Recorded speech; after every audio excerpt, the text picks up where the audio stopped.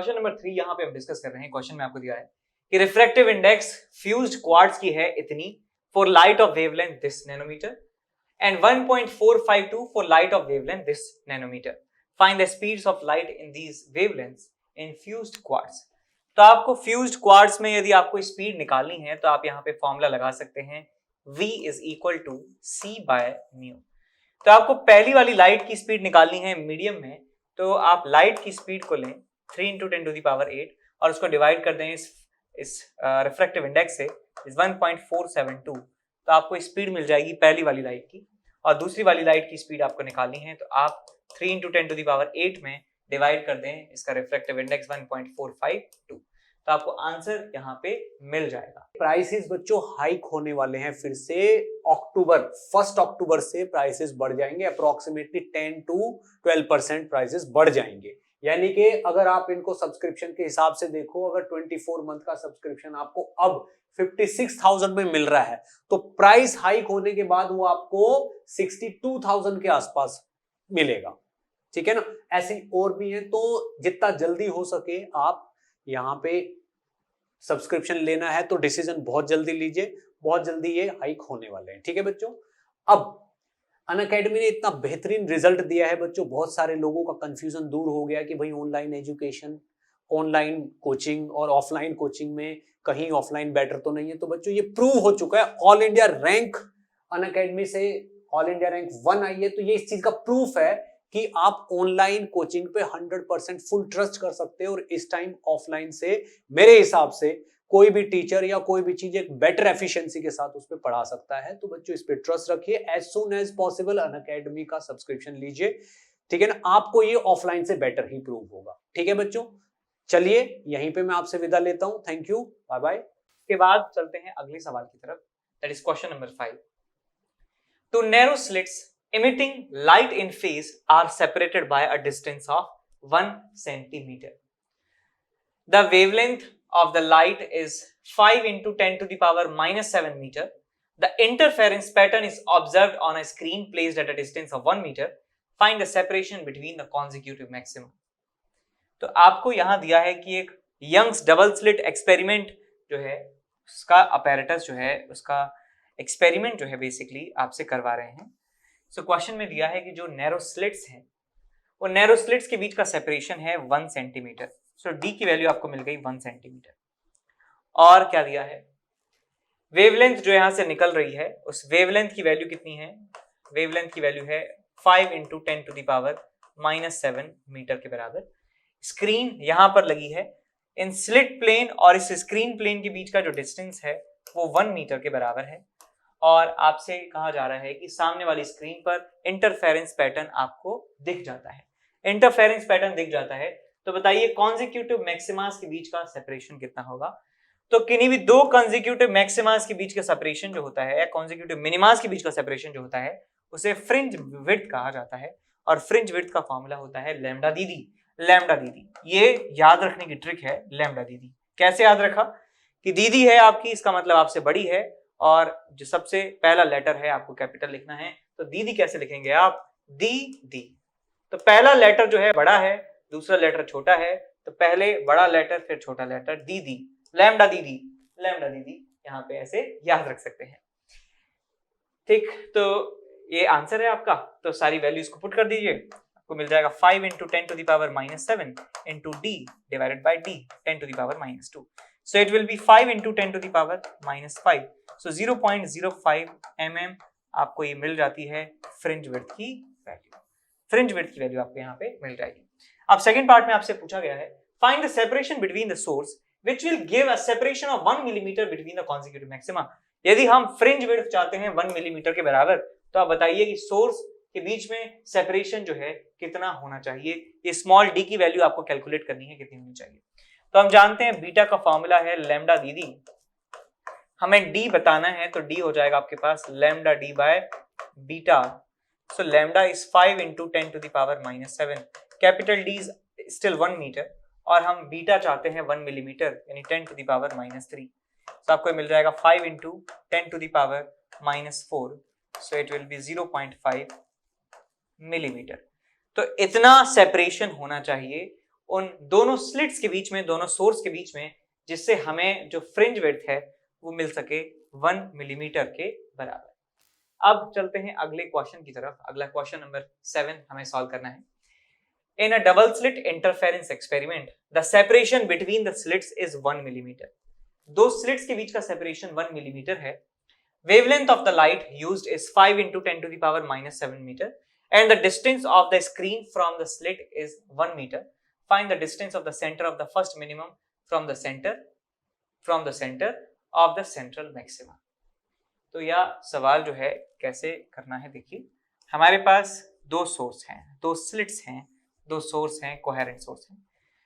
इसके और इसके बीच का जो डिस्टेंस है वो कितना दिया है आपको, कितना दिया है 1 मीटर के बराबर, और इन स्लिट्स के बीच की दूरी जो है वो 1 मिलीमीटर के बराबर है, 1 मिलीमीटर के बराबर है। और वेवलेंथ यहाँ से जो निकल रही है वेवलेंथ, वो वेवलेंथ कितनी है 5 into 10 to the power minus 7।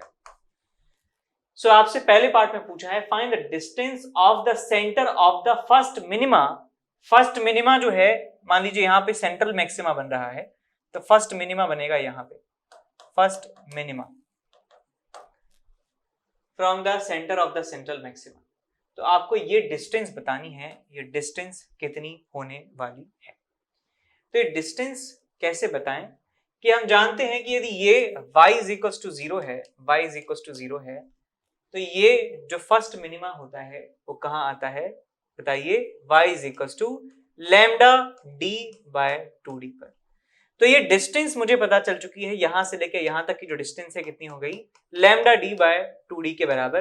बस यही आपको कैलकुलेट करना है। तो आप इसे निकाल सकते हैं। लैम्डा की जो वैल्यू है वो है आपके पास 5 into 10 to the power minus 7, और कैपिटल D जो है 1 मीटर है, divided by 2 into small d which is 1 millimetre 10 to the power minus 3 metre. इसे सॉल्व कर लेंगे तो आपको आंसर मिल जाएगा 2.5 into 10 to the power minus 4, 0.25 को मिल जाता है millimetre. This is the distance of maxima, minima from the central maxima. तो ये वैल्यू आपको मिल जाती है। इसके बाद चलते हैं अगले पार्ट की तरफ। How many bright fringes are formed in 1 centimetre width of the screen. इस स्क्रीन की 1 सेंटीमीटर विड्थ में कितने मैक्सिमा समा जाएंगे। तो हम जानते हैं किन्हीं भी दो मैक्सिमा समाने के लिए हमें कितना फ्रिंज विड्थ चाहिए, हमें एक बीटा के बराबर जो है डिस्टेंस चाहिए होती है, बीटा के बराबर हमें रियल एस्टेट चाहिए होता है स्क्रीन पर। तो मैं यहाँ पे डिवाइड कर दूंगा कि नंबर ऑफ ब्राइट फ्रिंजेस आपको निकालनी है, number of bright fringes is equals to total distance आपके पास कितनी है, टोटल डिस्टेंस कितना है आपके पास स्क्रीन का जो आपके पास अवेलेबल है, divided bye fringe width, divided by fringe width. So total distance हमारे पास है 1 सेंटीमीटर, राइट। 1 सेंटीमीटर हमारे पास टोटल डिस्टेंस है 10 to the power minus 2, divided by fringe width. Fringe width कितना है आपके पास, लैम्डा दीदी के बराबर। लैम्डा दीदी के बराबर मतलब यहाँ पे 0.5 mm यानी 10 to the power minus 3। तो ये आपको मिल जाएगा, ऊपर ले जाएंगे इसे। So 10 divided by 0.5 is equal to 20 आपको आंसर में मिल जाएगा। सो 20 आप ब्राइट फ्रिंजेस जो हैं घुसा सकते हैं 1 सेंटीमीटर डिस्टेंस के बराबर स्क्रीन में। ओके, अब चलते हैं अगले सवाल की तरफ। तो क्वेश्चन नंबर 9 यहाँ पे हम डिस्कस कर रहे हैं। क्वेश्चन नंबर 9 में दिया है find the angular separation between two consecutive bright fringes in a double slit experiment with a blue green light of wavelength this much nanometre and the separation between the slits is this.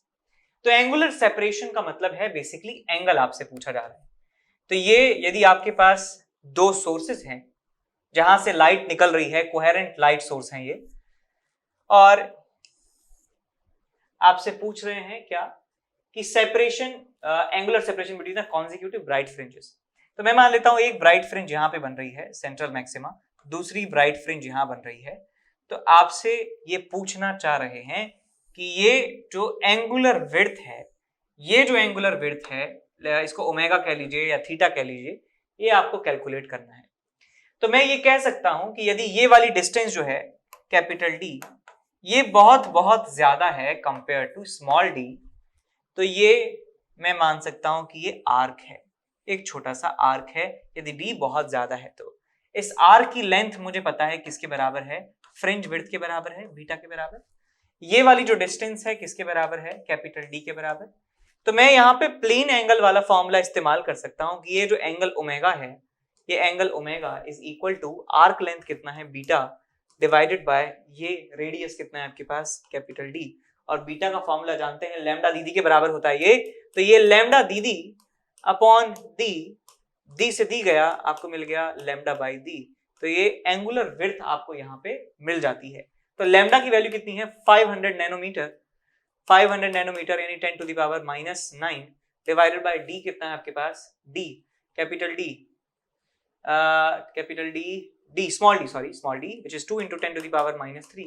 तो इसको solve करेंगे तो आपको answer मिलेगा radian में, कि because ऐसा units में सारी क्वांटिटीज हमने रखी हैं, तो ये बन गया -6, ये बन गया आपके पास 250, so it will be 2.5 into 10 to the power -4 आपको मिल जाता है रेडियन।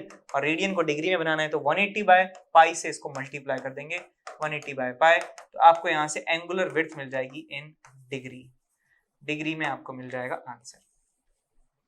ठीक है जी, अब चलते हैं अगले क्वेश्चन की तरफ। अगला क्वेश्चन हमारे पास है क्वेश्चन नंबर 11। क्वेश्चन नंबर 11 में दिया है कि white light is used in Young's double slit experiment, find the minimum order of the violet fringe.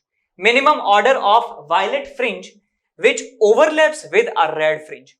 तो वायलेट जो है ओवरलैप कर रही है रेड फ्रिंज से, तो आपको बताना है कितना मिनिमम ऑर्डर हो सकता है। इस बात को समझिए कि क्या कहना चाह रहे हैं कि व्हाइट लाइट जो होती है वो ढेर सारी लाइट का मिश्रण होती है, मिक्सचर होती है। व्हाइट लाइट में वेवग्योर जो है वो एक साथ एग्जिस्ट करते हैं। तो हम जानते हैं कि उन सारी लाइट्स में अंतर क्या है, वो जो लाइट्स हैं वेवग्योर जो हैं उनमें अंतर है वेवलेंथ का। वेवलेंथ अलग अलग है सबकी, तो मैं कह सकता हूं उनके रेस्पेक्टिव सेंट्रल मैक्सिमास तो सेम होंगे सबके, लेकिन फर्स्ट मैक्सिमा सबका अलग अलग होगा, सेकंड मैक्सिमा सबका अलग अलग होगा, थर्ड मैक्सिमा सबका अलग अलग होगा, फोर्थ मैक्सिमा सबका अलग अलग होगा। तो एक पॉसिबिलिटी ऐसी बनती है कि कोई सा मैक्सिमा जो वायलेट का है किसी अलग मैक्सिमा ऑफ रेड से ओवरलैप कर रहा हो। मान लीजिए फॉर एग्जांपल मान लीजिए कि फोर्थ जो है fourth maxima of violet fifth maxima of red से ओवरलैप कर रहा हो, ऐसा कुछ पॉसिबल हो सकता है ना। मतलब नंबर मैंने बस ले लिए बिना दिमाग लगाए, तो ऐसा हो सकता है ना, ऐसे किसी का मिनिमा किसी के मैक्सिमा के साथ ओवरलैप कर सकता है। तो हमें वो मिनिमम ऑर्डर ढूंढना है, ठीक, वो मिनिमम ऑर्डर कितना होगा। तो मैं मान लेता हूं कि जो वायलेट है, वायलेट का n1 फ्रिंज की बात करें, ब्राइट फ्रिंज का मतलब मैक्सिमा है, यहाँ पे फ्रिंज का मतलब मैक्सिमा है, तो मैं मान लेता हूं कि जो वायलेट है वो n1th मैक्सिमा है, इसका n1th मैक्सिमा है वायलेट का, और वो ओवरलैप हो रहा है किससे, n2th मैक्सिमा ऑफ रेड। ये दोनों आपस में ओवरलैप हो रहे हैं।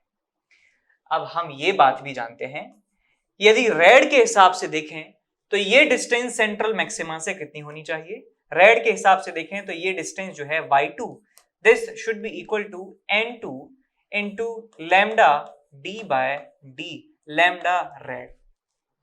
और यदि मैं इसे वायलेट के हिसाब से देखूं, तो ये वाली जो डिस्टेंस है y1, this should be equal to n1 into lambda violet into capital D by small d। अब ये जब दोनों ओवरलैप कर रहे हैं, इसका मतलब यहां से इसका डिस्टेंस दोनों का बराबर है, यानी कि ये क्वांटिटी और ये क्वांटिटी आपस में बराबर हैं। तो मैं यहां लिख सकता हूं that n1 into lambda of violet कितना है आपके पास 400 इज इक्वल टू यहां मिल जाएगा आपको n2 इनटू 700। तो यहाँ 0 से 0 कैंसिल आउट हुई। आपको निकालना क्या है, आपको मिनिमम ऑर्डर ऑफ वायलेट निकालना है, यानी कि आपको n1 कैलकुलेट करना है। तो यहां से मैं लिख सकता हूं n1, यार एक ही पेन चलने दो, n1 is equal to n2 into 7, नहीं हमें n1 निकालना है, तो इसको लिखिए ऐसे n2 is equals to n1 into 4/7। अब देखिए ये मैक्सिमा जो है इंटीजर होते हैं, फर्स्ट मैक्सिमा, सेकंड मैक्सिमा, डेढ़ मैक्सिमा नहीं होता है, 1 2 third maxima, fourth maxima, fifth maxima, तो ये इंटीजर होना चाहिए। तो इसका मतलब इसकी कितनी मिनिमम वैल्यू में रखूं, जिससे ये इंटीजर बन जाना चाहिए।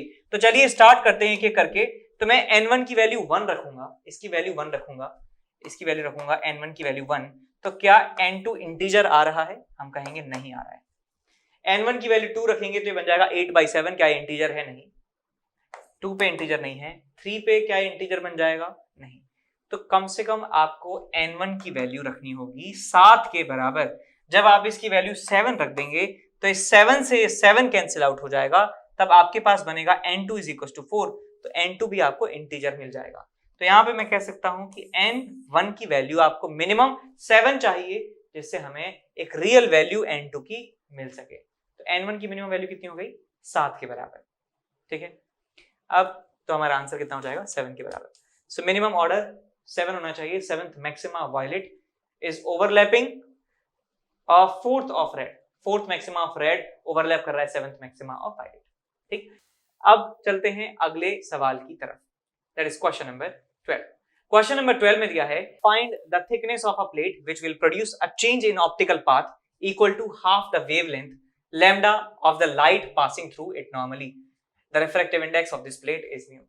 तो आपको डिफरेंस इन जो ऑप्टिकल पाथ है, difference in optical path, difference in optical path,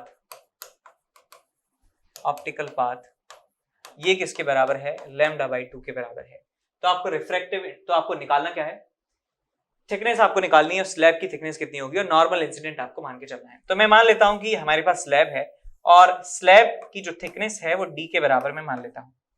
light जो है नॉर्मली आ रही है, यहाँ पे नॉर्मली इंसिडेंट हो रही है, तो वो नॉर्मल ही निकल जाएगी बाहर। तो मैं इस ड्यूरेशन की बात करना चाहता हूं। मैं जानता हूं कि लाइट की स्पीड एयर में जो है c के बराबर होती है, लेकिन यहाँ पे मीडियम के अंदर चली जाएगी तो इसकी स्पीड हो जाने वाली है c/μ। तो इस थिकनेस को पार करने में जो समय लगेगा लाइट को पार करने में, इस स्लैब को पार करने में कितना समय लगेगा? मैं कह सकता हूं कांस्टेंट स्पीड से लाइट जा रही है, तो इतनी स्पीड से इतना डिस्टेंस उसको ट्रेवल करना है, तो टाइम जो उसको लगेगा पार करने में स्लैब को, वो होगा आपके पास d/c/μ। तो आपको मिल जाएगा μ × d/c। और इतने ही टाइम में यदि लाइट एयर में चलती, इस मीडियम में ना चलती इतने टाइम के लिए, तो कितना ट्रेवल कर लेती? तो मैं लिख सकता हूं यहां पे कि कितना ट्रेवल वो कर लेती लाइट यदि एयर में चलती इतने समय के लिए। तो आ जाएगा आपके पास μ d/c, time into speed air में कितनी होती है? c के बराबर। तो आपको यहां पे मिल जाएगा μ d के बराबर। तो इतना डिस्टेंस चल लेती एयर में। ठीक है, जैसे कहते हैं ना कि पढ़ लेता तो तू कितना करोड़पति बन जाता। तो वही चीज यहां पे कर रहे हैं कि यार ये लाइट यदि इसमें ना चलती तो कितना चल लेती और एक्चुअल में कितना चली है? d के बराबर। तो इनका जो डिफरेंस है that is called optical path difference. तो एयर में कितना चल पाती, यानी कि μ d के बराबर चल पाती, और कितना एक्चुअल में चली है? d के बराबर चली है। ये जो है इसे ऑप्टिकल पाथ डिफरेंस कहा जाता है, और ये किसके बराबर है? λ/2 के बराबर है। तो आपको यहां से मिल जाएगा μ - 1 × d = λ/2। तो यहां से आपको d की वैल्यू मिल जाती है λ/2 × μ - 1। ऐसे ही एक स्टॉक में टर्म होता है दैट इज कॉल्ड CAGR। तो उसमें भी ऐसा ही होता है, यदि आप स्टॉक्स में लगाते तो इतना पैसा बन जाता, यदि स्टार्टिंग में आप स्टॉक्स खरीदते तो इतना पैसा बन जाता, दैट इज कॉल्ड CAGR। तो ऐसे ही यहाँ पे ऑप्टिकल पाथ देख रहे हैं कि यदि एयर में चलती ये लाइट तो कितना चल जाती, हम कहते हैं μ d के बराबर, और कितना चली है एक्चुअल में d, इनका जो डिफरेंस है that is called optical path difference. तो यहाँ पे हम डिस्कस करने जा रहे हैं क्वेश्चन नंबर 12। क्वेश्चन नंबर 12 क्या कहता है? देखिए, find the thickness of a plate. Thickness बतानी है एक प्लेट की, which will produce a change in optical path, equal to the half of the wavelength lambda of the light passing through it normally. The refractive index of the plate is mu. तो optical path difference जो है वो question में कहा गया है कि वो λ/2 के बराबर है, हाफ ऑफ द वेवलेंथ के बराबर है, जब लाइट नॉर्मल उस प्लेट से पास होती है। तो ऑप्टिकल पाथ डिफरेंस देखिए कैसे हम कैलकुलेट करते हैं। तो यहाँ पे आपको एक स्लैब दी हुई है, एक ग्लास प्लेट दी हुई है, जिसका थिकनेस जो है वो मैं मान लेता हूं t के बराबर है, और यही हमें कैलकुलेट करना है, ये थिकनेस ही हमें कैलकुलेट करना है, या इसको d मान सकते हैं, t मान सकते हैं, जो भी आप चाहें। लाइट की जो रे है वो normal to this plate incident होती है, और आप जानते हैं कि नॉर्मली यदि कोई लाइट रे इंसिडेंट हो रही है तो वो नॉर्मल ही निकल जाती है।